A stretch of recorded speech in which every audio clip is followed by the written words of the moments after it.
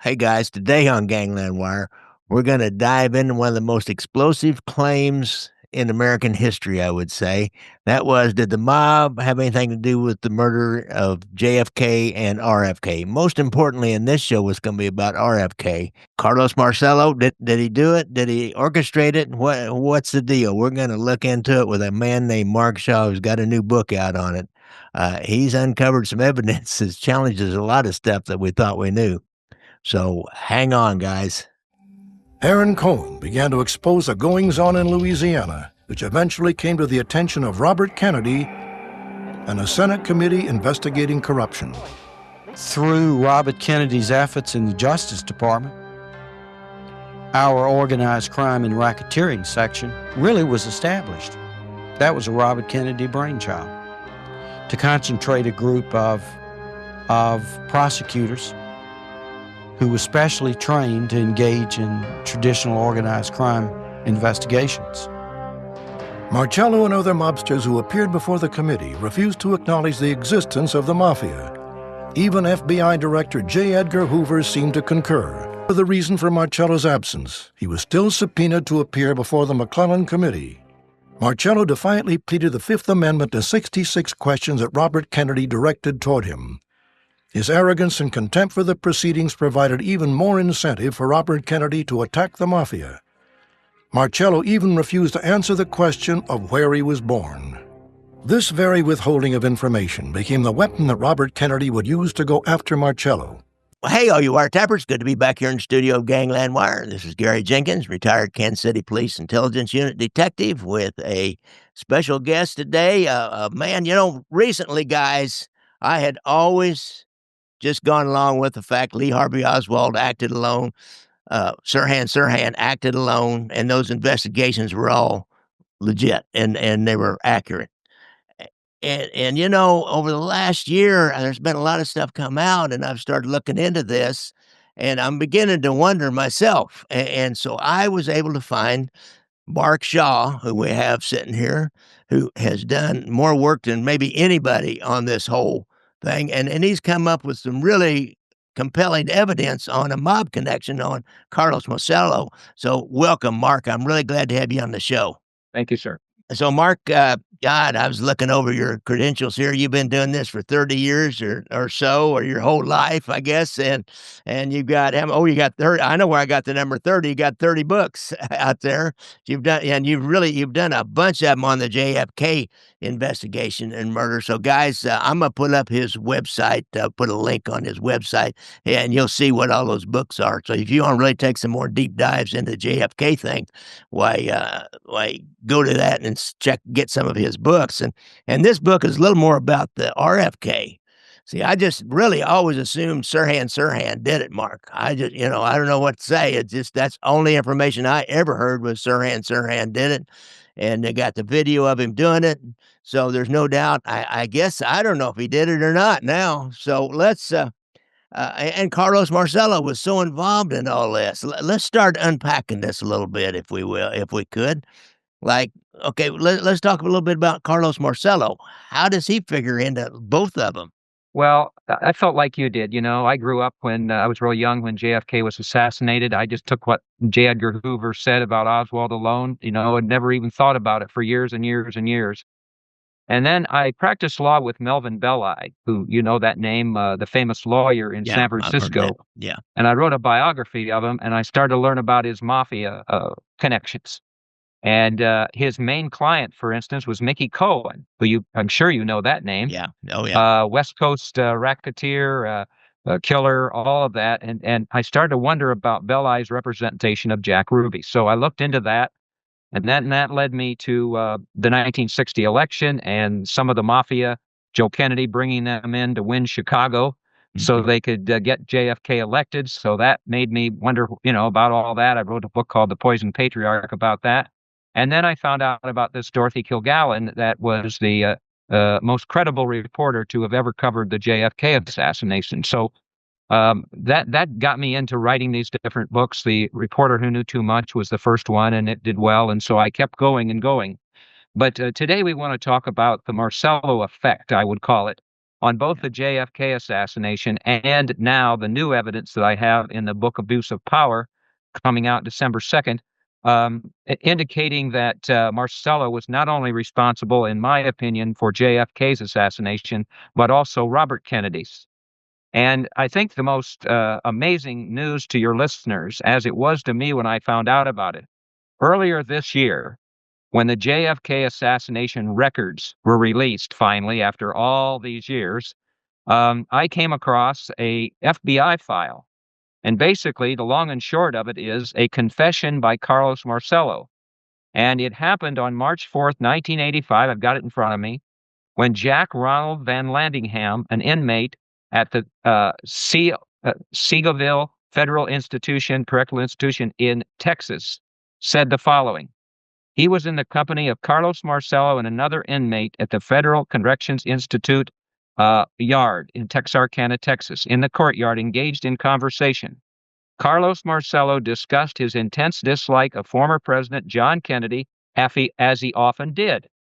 Unlike other such tirades against Kennedy, however, on this occasion, Carlos Marcello said, referring to President Kennedy, "Yeah, I had the son of a bitch killed. I'm glad I did. I'm sorry I couldn't have done it myself."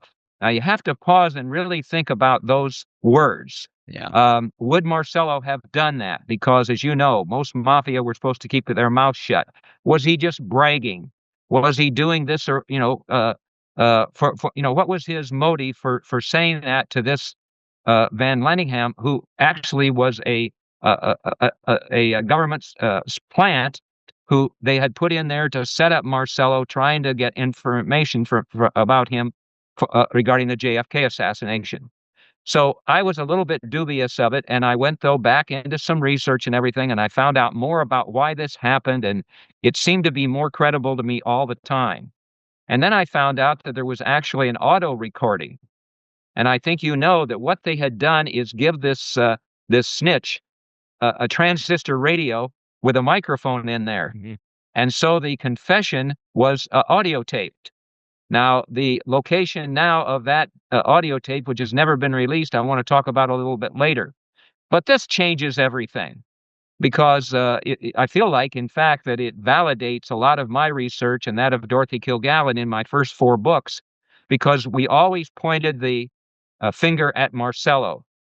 And Kilgallen, who was the only reporter to have interviewed Jack Ruby, and Jack Ruby sent her to New Orleans, the home of Carlos Marcello, and things go on from there to where Dorothy finally, in 1965, 60 years ago, is mysteriously killed right as she's writing a book for Random House implicating Marcello. So Marcello is in the middle of all of that. And if you and your listeners know his history, it was Frank Costello in New York who set up Marcello in New Orleans. Now, I've interviewed several people down there who knew him, and he was not somebody that you wanted to mess around with, that's for sure. And it's very, I always look at motive, like you did when you were a detective. And Marcello, obviously, and then I'll shut up for a minute. Marcello had obviously the strongest motive to have eliminated JFK. When Bobby Kennedy became Attorney General, the first thing that he did was go after they swore that they would never go after the media or go after the mafia if they'd help him elect JFK president. First thing he did was deport Marcello to Central America, where he almost died. Marcello spent 2 agonizing months in exile. After making his way through the rugged Central American jungle, Marcello somehow got back to Louisiana. How exactly Marcello was able to re-enter the U.S. is uncertain. Investigator Ed Becker believes Marcello used his connections to sneak back into the country. When he got back in the United States, Robert Kennedy charged him with racketeering, and Marcello knew that Bobby Kennedy was going to keep going after him. So what did he think? Smart man that he was.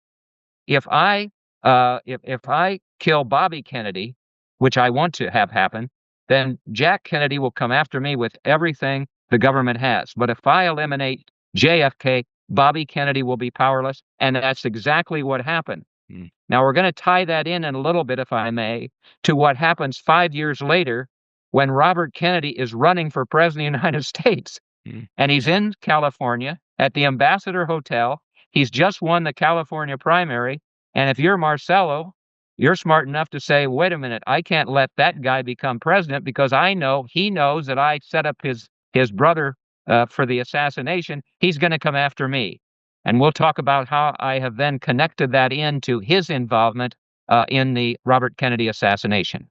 Was it Richard Van Landingham? He was a Yes. white collar criminal that was already in prison so he had credibility within the prison. And I know these guys sit around on those tables outside in a communal area many times and talk. I've got a buddy that used to talk to all the mob bosses down in Springfield, down at the hospital prison. So all that really rings true. And now you tell me they've got the actual audio tape is there. So that is most interesting. I'd seen that clip before where it claimed, but I didn't know. In this day and age, who knows if anything's true or not? But there's Yeah. actual audio tape that's dated and signed and gone into evidence. So that is a most interesting little thing.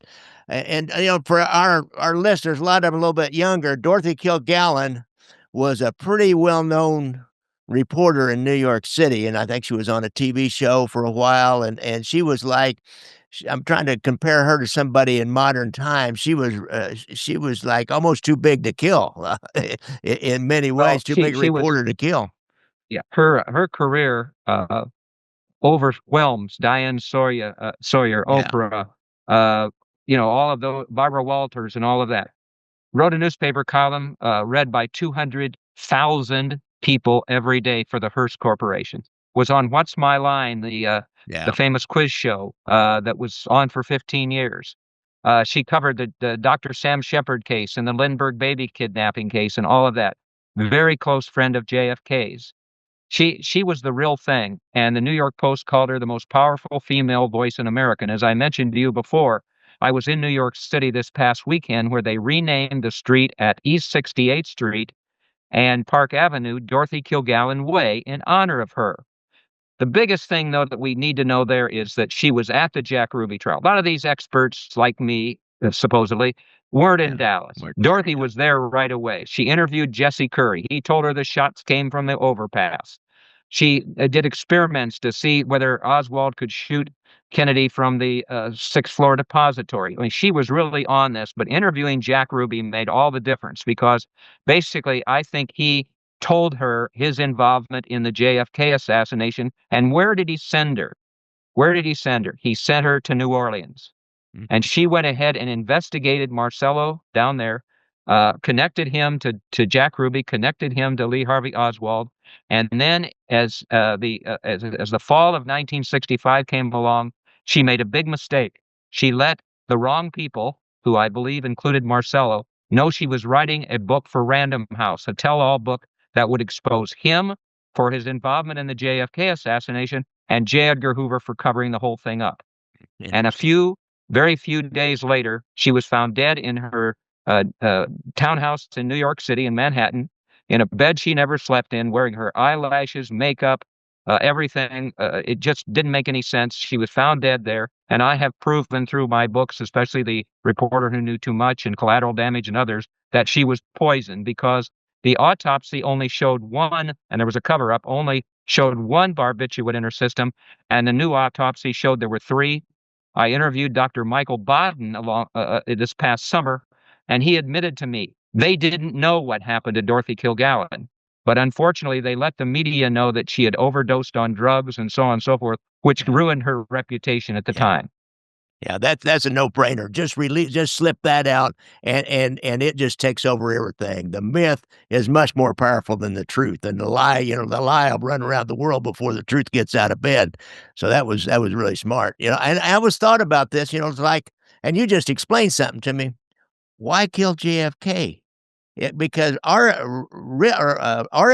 was the one that personally he attacked Sam Giancana. He said things like, "What are you gonna giggle like a little girl?" He personally Yep. attacked Hoffa. He was personally, going after Marcello. I mean, he made it personal. Why not go after him? Well, now you explained it, that go after him, kill one brother, you better kill them all, and, go after Good him. point. You take out, the president, then the next, and Lyndon Johnson's not gonna do anything. He's not gonna really allow too much to go on there. Plus, he got rid of RFK pretty quick, and RFK immediately, went head to head with Johnson. So that was brilliant on their part. So he You really know, explained something to me. this whole thing started with this book, I think, The Yeah, Enemy Within, which is Bobby Kennedy's book. And if you go in there and look at what he says about the mafioso, their slick back hair, they're giggling. I mean, yeah, you talk about hatred coming towards him with that. You know, Bill Alexander, who was one of the prosecutors of Jack Ruby, when I interviewed him, he said, Bobby Kennedy had a lot more enemies than JFK. I thought Bobby would get killed. yeah. And finally in 1968, he was. But yeah, Bobby brought all that on the Kennedy family and everything with regard to his hatred for the mafia and Hoffa for sure. Yeah, really. I tell you, there's a trail of dead women behind these Kennedys and mob guys, it seems like. Can I tell you just a quick story? Sure. When I was a correspondent for Good Morning America, I covered trials for them and everything like that. So they sent me to Atlantic City to interview Angelo Bruno. Ah, That's probably a name people know, the big mafia boss oh, yeah. in Philly. Philadelphia, about them getting into the gambling in Atlantic City. Yeah. So I went to I couldn't get him, but I got his lawyer. I went to their office and I interviewed the lawyer, and he told me things we couldn't believe. It was on Good Morning America the next morning. Huge audience for it. The Yeah, producer really. said, stay there and see if you can interview him again. I called his office. Secretary came on. I said, is such and such there? And it was silence. I said, wait a minute. Are you okay? Are you crying? She said, yes, Mark. I guess you don't know. When my boss started his car this morning, you can't mess around with those guys. You know that. No, no, you can't.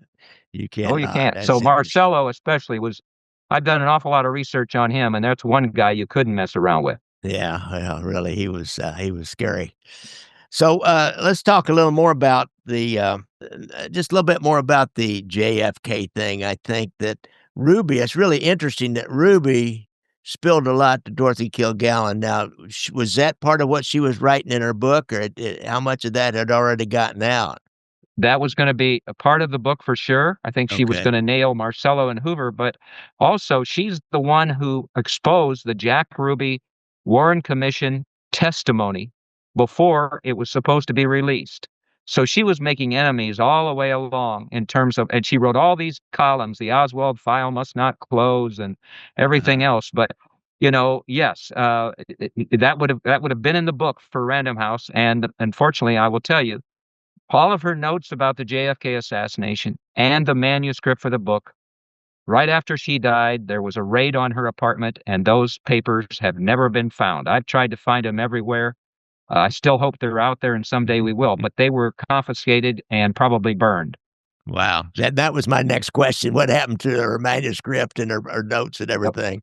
Now let's switch a little bit over to RFK. How the Sirhan Sirhan, it was so interesting. I thought he was my mind, I think a lot of people thought like I did, he was like a busboy or some low-level employee there in the hotel, which gave him access, and he just was able to stumble into RFK walking off the stage and kill him and get close enough to shoot him like that. But this started, he was, tell about this whole deal with the Santa Ana racetrack and Mickey Cohen and Los Angeles hoodlums and all that. That's so fascinating. The Ambassador Hotel, Los Angeles, on June 5th, 1968, headquarters for the Robert Kennedy for President campaign. Victorious in the crucial California primary, Kennedy addresses an enthusiastic crowd in one of the hotel's ballrooms. My thanks to all of you, and now it's on to Chicago, and let's win there. As he turned and went by me, he turned to the right toward the kitchen. When he did come through, lots of television cameras and stuff, and we were going into a press conference. He was shaking hands with the two busboys, talking with them, and it was at that time that the shots started. Later, they reported that Senator Kennedy had been shot. He's been shot? That's right. I just heard this crackling noise and was shaking violently, and I thought I was being electrocuted. That was my impression. Senator Kennedy has been shot. Is that possible?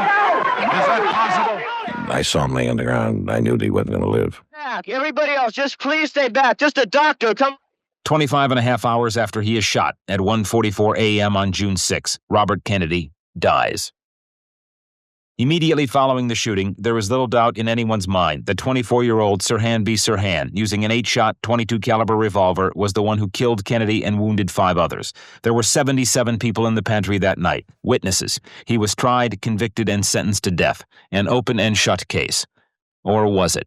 Greg Stone has spent over a decade looking into the Kennedy assassination. He is one of a number calling for a reinvestigation of the case, a call based on seeming inconsistencies in the physical evidence and on a belief that the original investigation is flawed, a belief that is remarkably shared by former LAPD Sergeant Paul Shiraga, the first police officer on the scene the night of the shooting. When asked if he thinks there has been a cover-up inside the LAPD, I would have to come to that conclusion.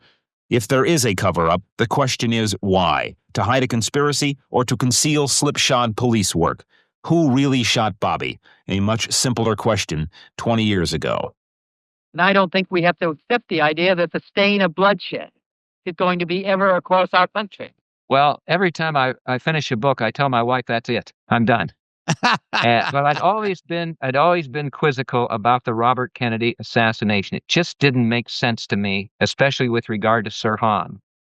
So it's amazing, really, in many ways, where I find my material. People all around the world send me tips and things like this. Yeah. And so about a year ago, somebody said, look into Sirhan Sirhan, his job in California at Santa Anita Racetrack.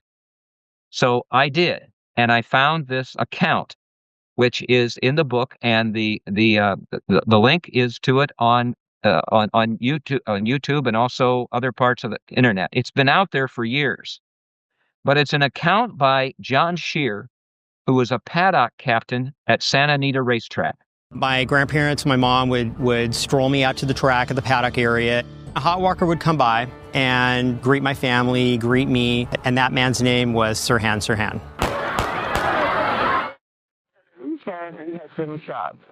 This young man comes right by and he said, I'm looking for work. Do you need anybody? So I looked at me, the guy not much taller than me. I said, the only job we have is a hot walker. Hot walker is a man or a person that walks the horses after they've exercised. They're washed off and they walk them around in a ring till they cooled out.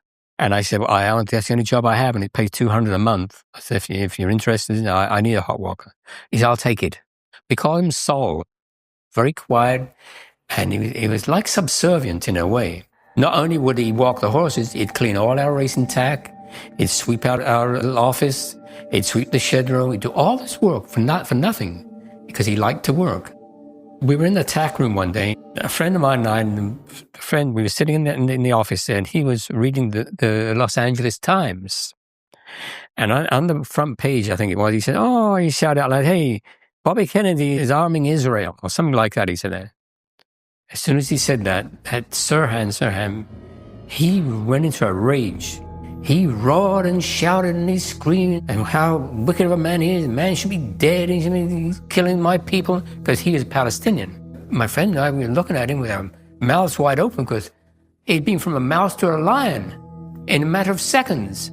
And finally I said, so calm down. I said, what do you know about politics in it? He rattled every senator and congressman in the United States and what state they was from. He knew everything about politics. So he calmed down, eventually calmed down. We're over at Hollywood Park. I saw him going up the steps with these people, and I said, funny, I said to my wife later on that evening, I said, I saw a soul at the racetrack, all dressed up, he had money, and he didn't seem to be working. He had these couple of hoodlums with him. I can't remember who they were. I've seen these people before. I think they've been thrown off the track once. The day that Kennedy was shot, I was working the racetrack, and they flashed his picture on the TV. They said, do you know this man? So my wife saw it, and she saw who it was. She called Hollywood Park, and they said, I'd like to talk to my husband. It's very, very important. So they got me to the phone, and she said, guess what? Bobby Kennedy's just been shot, and guess who shot him? Saul. You have to tell somebody. So I put the phone down in a hurry. I ran down to the security office. And I told myself, I know the man who shot Kennedy, Bobby Kennedy. And I told him who he was, that he worked for me. Actually, he was a hero because one day a horse in the paddock area got loose and went after a little 6-year-old girl. And John Shear put himself between the horse and the little girl and saved her life. He all of his bones were broken and everything else, but he was a real hero.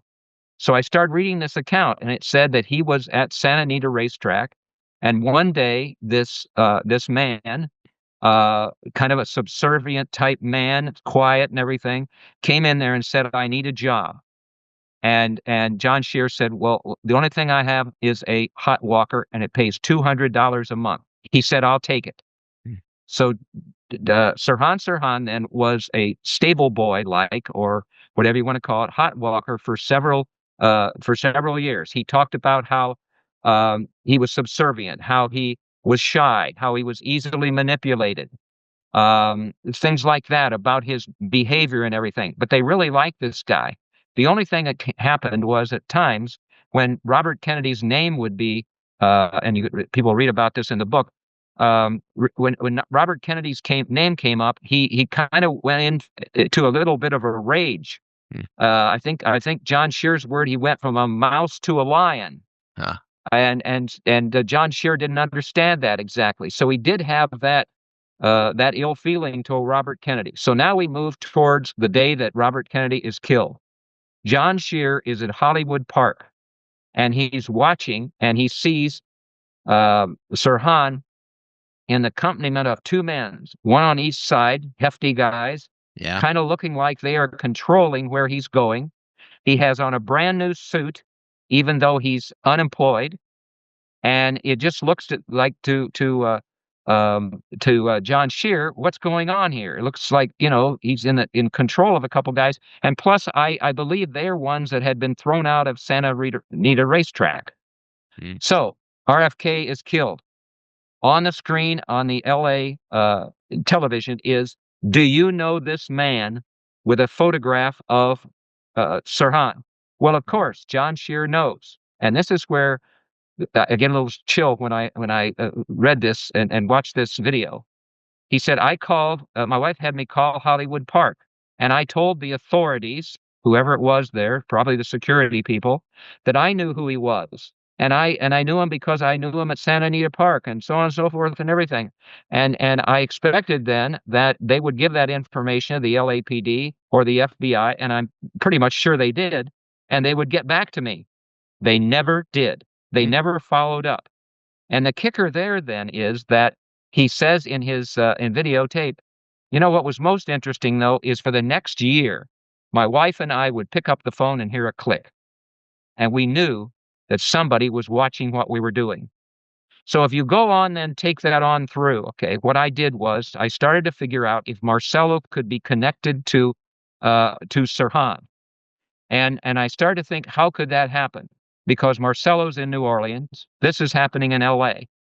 But the kicker was Mickey Cohen, who was the close associate of Carlos Marcello, ran the racketeering business on the West Coast, and that included Santa Anita Racetrack and Hollywood Park. So I tried to put two and two together there, that how could that connection have occurred?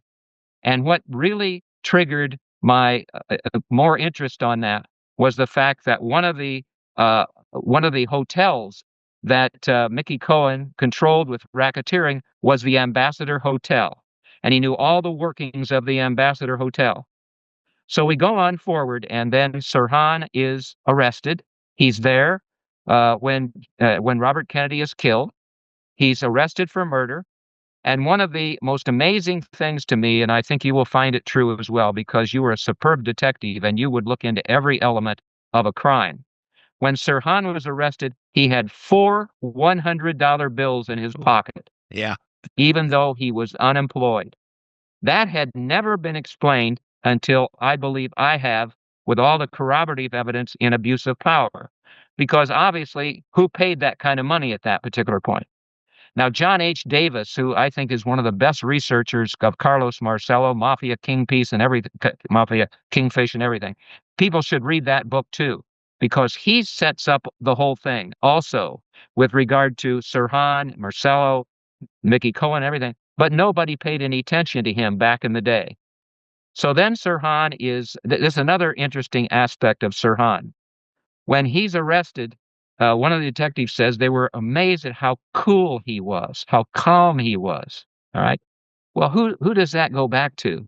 It goes back to Lee Harvey Oswald, and it certainly goes back to Jack Ruby, because I had shown that when he was really excited and smoking, even though he didn't smoke and everything, but when he found out Oswald was dead, he relaxed completely. So there's some connections in there that I've been able to put together. Sirhan then is given counsel, terrible representation, and I have listed in the new book about 25 different reasons why I believe Sirhan Sirhan should be either given a new trial, paroled, whatever it is, because he's been in prison too long. And as RFK Jr. says, he doesn't believe that he was accountable, Sirhan was, for his father's death. Now, over the years, RFK Jr.'s changed his story a lot. At first, he said it was the Mafia and Marcello, as his dad did when JFK died. Then he switched to the CIA. And so I agree with some of what RFK Jr. says with regard to Sirhan not being accountable and needing a new trial and being paroled or whatever. On the other hand, I can't go along with what he believes happened, because I believe Marcello, again, he could not let Robert Kennedy become president. No question about that. Really. It's kind of interesting here as we compare the two murders, and in both of them, the alleged trigger man were the same, almost the same personality type. They were meek, humble, unassuming, even had the same kind of a hangdog look, kind of a downcast look. Good point. And just the same kind of person, and then you take Jack Ruby that gets into it. He's a kind of guy that's he's a follower. He's not a doer. He's a guy that will do what somebody else gets him to do. I mean, all these guys are like that. They're not people that go out and act on their own. It doesn't seem that's just my armchair analysis of these guys. I understand maybe how Oswald came to the attention of Marcello, because he was down there. He was down in New Orleans. He was on that Free Cuba committee. He was on the streets in New Orleans. I understand, and it was down in Dallas. I understand how they may find that guy. How did they find Sirhan Sirhan? How did they choose him and develop him on out to do this? Because obviously it appears to me that maybe somebody groomed him on out. Was Mickey Cohen involved in that? Well, one of the things Cohen controlled were the racketeering part of L.A., and that's been proven through the years. But when you're looking at a patsy, and I believe there's a patsy involved in Dorothy's death, as we could talk about with maybe another time, a patsy in JFK's and RFK's. Okay, you look for somebody that can be easily controlled, and there has to be something. Maybe there's a couple things that connect you to believing, okay, we could compromise this guy. First of all, Sirhan is poor. Second of all, he has a hatred for RFK, okay? And the other thing is, and it's been proven, that he had gambling debts, all right? So he's vulnerable. Oswald was vulnerable. You can, and I think I've discovered that the real modus operandi by Marcello, who was a smart guy, was to use patsies with these three deaths, including Dorothy Kilgallen's, using one of her best friends to set her up. You pick these guys out, and then you use muscle to convince them that it's in their best interest to go ahead and go forward. Because there isn't a reason in the world why Sirhan would have gone ahead to the Ambassador Hotel that Cohen controlled. And then he's, there's always been the question of the ballistics. He's standing in front of Robert Kennedy, and Robert Kennedy is shot from the back. I have new ballistics tests in the new book, in Abuse of Power, showing that almost is impossible for. Now, Sirhan had a gun. Sirhan shot the gun. There's all kinds of questions about the bullets, just like there was with Oswald and so on and so forth. But I think there's enough evidence there for there to be an investigation of Sirhan's accountability. And I'm hoping Bobby Kennedy. I'd like to provide closure for Bobby Kennedy Jr. here if he wants it, because I think this is the most compelling evidence that will tell him, yeah, you're right about you're right about Sirhan Sirhan. Now let's get this guy out of prison after 60 some years. Interesting. You talk about Carlos Marcello and using these patsies. A friend of mine, Ron Rawson, is kind of an expert on Carlos Marcello. He's never written anything, but believe me, this guy, he knows a lot of stuff about New Orleans mob, but going way back to the turn of the century and everything. And Ron told me that, and I believe I found that somewhere else, that one of the first known crimes of Carlos Marcello when he was young was not something he did. He got two other young guys to go rob a grocery store. He set it up and then gave them the guns and everything and then met them afterwards. So this guy started out using people early, didn't he? Well, and he, that's why, I looked to see what his financial situation was with his empire in 1963, and he was pretty much a millionaire. Yeah. But by 1968, I mean, he was almost a billionaire. All this property owned, everything that he did. I mean, he's not going to let Bobby Kennedy become president and tear all that down. Just think about, common sense here and logic with regard to the motive that he had. That's why it's so disturbing. And I mentioned, I think, a little bit earlier, this task force on government secrets and so on and so forth. Boy, when I found out they were going to look into the assassinations, I was, euphoric. And so I wrote several letters to Congressman Luna telling her of my research and said, I want to contribute to your investigation. And here's the material I have about JFK and the confession. Here's the material I have about Bobby Kennedy and so on and so forth. I sent several letters. I even had a short conversation with her about perhaps inviting me to one of the hearings and all of that. And then all at once, bang, that just stopped. And they will not look into the into that kind of research. They don't want anything to do with Marcello, even though I gave her the confession and all of that. And now worse is that a couple colleagues of mine and myself, we've tried to get her, with all the power she has, to go into that Texas court and get the audio tape, and she refuses to do so. In fact, I don't know if you know one of her comments recently. I want to be clear, the Task Force on Declassification of Federal Secrets is not here to provide the definitive account of what happened on November 22nd, 1963. Well, why in the world are you Why are they here? Sounds like the Warren Commission all over again. Yeah, it does. You said something something that kind of caught my attention there, and I want to follow up on the ballistics test out of the gun at the Ambassador Hotel. Now, did it show there was more than one gun fired? For sure, more than one gun was fired in that, because I mean, it's a hotel. There shouldn't be but one gun fired because no law enforcement shot at anybody. Well, I'm going to say the same thing I've said about what happened with the rifle and the shots in Daley Plaza and all of that. I'm no expert on that. As far as the shots being fired at the Ambassador Hotel, that has been a question for many, many years as to what happened. Now, Sirhan had a gun, and he supposedly shot. And these new ballistics tests that I put in the new book show that they were scattered all over the place. Yeah. But you've got Noguchi, the autopsy guy, Cyril Weck. I don't know if you ever interviewed Cyril Weck, the foremost forensic guy in the world. Yeah, no. You've got a new ballistics test and everything saying that Sirhan was standing in front of Bobby Kennedy, and the shots came from behind to the shoulder and the neck and killed Bobby Kennedy. Well, there's no way he could have shot Bobby Kennedy unless he turned all the way around and put his gun up that way, or Bobby Kennedy shifted. But those are speculation, and I don't deal with speculation.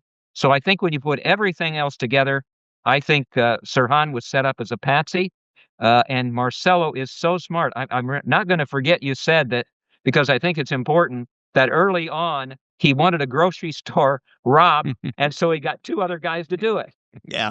That's mafia at its best, isn't it? Oh, yeah. That's how it works, man. That is how it works. We sit here and watch it in Kansas City, or I did back in the day when they were something, I mean, they had, the boss had his underboss, Tuffy de Luna, take care of all the street business. You could see it. I mean, we got tapes, listen to him talking to people and taking care of all the street business. Say, well, I'll carry this back to Unc, or Zio, as he called him. So that's mafia at its best. And Marcello was a master at it, sounds to me like. And he learned from Frank Costello. I mean, he learned from somebody who helped form the mobs. It's right. It's Exactly, really exactly, for interesting. You sure. know, if Sirhan were to have a trial, if they were to have a retrial, is there some kind of particular smoking gun kind of evidence that might come out that would, have the people on the jury go, "Oh, wow." Well, I think the John Shear account for sure, Yeah. is very, very important. And then I think you would look into motive again. You look into motive of Marcello. How am I going to get rid of Bobby Kennedy Jr.? And in the book, I say that when Bobby Kennedy completed that speech in the Ambassador Hotel and just won the California primary, looked like he was going to be president and said it's on to Chicago and everything. I've put in there, and I guess this is some of my better writing, the long arm of Carlos Marcello reached into that Ambassador Hotel and changed the smile on his face into one of death because, I believe that's what happened. Marcello, motive wise, everything else. I think that would be the kicker, the smoking gun. And you're a former detective. I lay out in my books, like, I try to have the reader read it I lay out the evidence like a prosecutor would. Yeah. Okay. And that's what you did as a detective when you went into the courtroom, Yeah. the evidence against the accused. And so I think that's what would happen here. I think a first-year prosecutor or defensive attorney, I'm sorry, first-year defense attorney could present all of this evidence and all of these things happening with some other interviews and so on and so forth. And I think Sirhan would be released the next day. Yeah, interesting. Now you are an attorney yourself, and you've been in the courtroom and you've reported on a lot. Did you get the trial transcript from Sirhan's trial? I partially looked at it. It's so Partially lengthy, looked but at. I will tell Yeah. you this as well. His legal representation. Uh, you know, uh, Go back to Oswald just a second. Who do they get for him a lawyer? Mafia-connected Melvin Belli, Melvin who Belli, he throws was the the cream of case. the crop back then. Absolutely, but he's connected to the mafia, and I think he had orders. He wouldn't let Oswald testify, made him look crazy and everything. Now we go to Sirhan. They get in a lawyer that's connected to Johnny Roselli. Oh, really? Okay? Yeah. Wow. And so, the representation was terrible. They finally, I think, unfortunately, he confessed to what had happened, but it didn't really make any sense as to what occurred. So he never had a chance. And again, I'm all about justice, just as you are. Fighting for justice with these people that I've written about in my books. In fact, I was on a radio show not too long ago, and I was asked, "Why do you keep doing this, fighting for justice?" And I said, "Well, they're just like my clients when I was a criminal defense lawyer and a public defender. Oswald and Sirhan and Dorothy Kilgallen and JFK. They deserve justice. And unfortunately, and as I said when we first talked, we needed detectives like you that would go after the evidence and not do what you called it, cherry pick. Yeah. Because all of these people have written these books about JFK, assassination, and Dorothy and RFK. What they do is they pick a sensational headline and then they fit the evidence to that. That's not how you do it. You go out and Yeah. you grind out the evidence and everything like that, and then you come up with some sort of conclusion or how you're going to prove what happened. That's one of the problems that we have today, I think, that there aren't more detectives like you on the job. Interesting. It's, I don't know, and J. Edgar Hoover, you think about that, he was such a politician that wanted to hang on to his power and his position that I could see where he would be motivated to if powers, political powers, powerful people wanted him to sit on that and finish it, that he would do that. Did you find any much more about that? I mean, it really Yeah. he was so secretive, it'd be hard to find any kind of smoking gun there. First of all, he and Frank Costello used to meet in Central Park in New York Yeah. City and talk about J. Edgar Hoover's gambling debts. So, but as There you far go. as Hoover, what does he have to do when JFK dies? He cannot possibly let anybody believe there's I hate to use the word because I don't like it, conspiracy. It's got to be one person. Yeah. And so right away, he's yelling out, "Oswald alone, Oswald alone." And he doesn't want anybody, even though he knows about Marcello and his connections and so on and so forth, and how the Kennedys betrayed him and the other mafioso when the '60 election happened. He can't let that happen. So he just covers all that up. What happens when you get to Robert Kennedy? He doesn't want anybody going back into a full investigation of Robert Kennedy's death, and especially with Sirhan. So what is it again? It's Sirhan alone. Yeah. And same thing happens with Dorothy Kilgallen's death. So he was a very smart man. You mentioned the word. He was more of a politician than he was than a an cop. a police enforcement officer. Yeah. He was always watching his back. Don't they say that Hoover had this black book with all of the dirty, information about everybody, and that saved his job all the way through those years. Bad guy.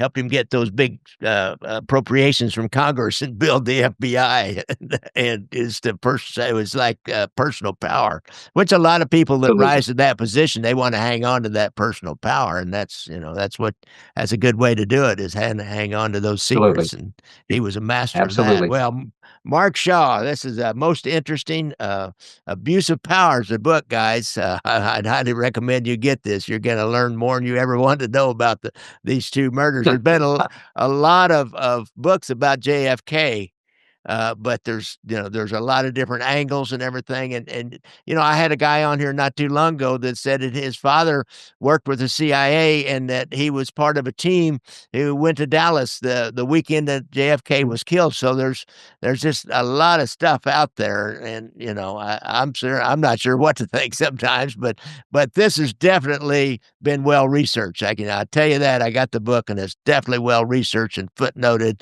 and the evidence is out there, and some of it's hidden.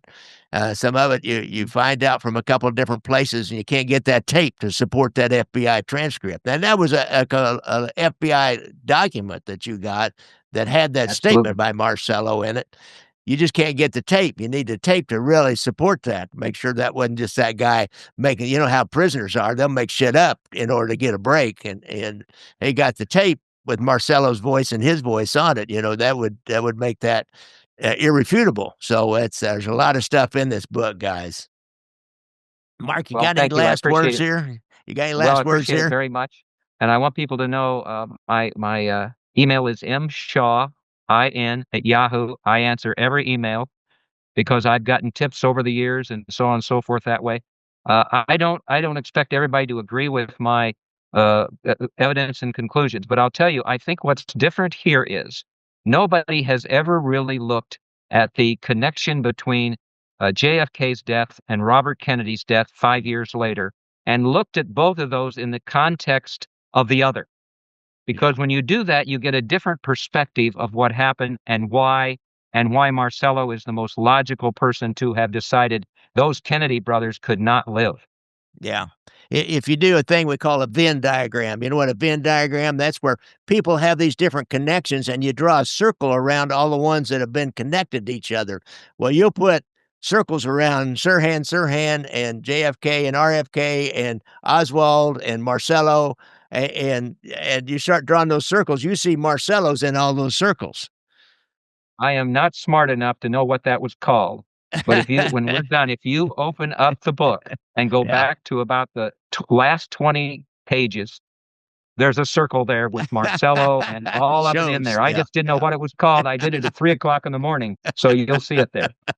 All right, I'll do that. It's we learned that in an intelligence school I went to back in like 1978, 77, something like that. But to take these different connections. Venn, V-E-N-N, V-E-N-N, V Victor, E-N-N, Venn diagram. I'll tell my wife. She'll think I'm really smart. Yeah, that's what we got going here. Thanks so much. It's a Venn diagram. All right, Mark, thanks so much for coming on the show. Thank you, sir. Don't forget, I like to ride motorcycles, so when you're out on the streets there in your big F-150, watch out for those little motorcycles when you're out. If you have a problem with PTSD and you've been in the service, be sure and go to the VA website, and they'll help with your drugs and alcohol problem if you got that problem, or gambling. If not, you can go to Anthony Ruggiano. He's a counselor down in Florida. He's got a hotline on his website. If you got a problem with the gambling, most states will have, if you have gambling, most states will have a hotline number to call. Just have to search around for it. I've always got stuff to sell. I got my books, I got my movies, they're all on Amazon. I got links down below in the show notes, and just go to my Amazon sales page and you can figure out what to do. I really appreciate y'all tuning in, and we'll keep coming back and doing this. Thanks, guys. And this. Thanks, guys. And this. Thanks, guys. And this. Thanks, guys. And this. Thanks, guys. And this.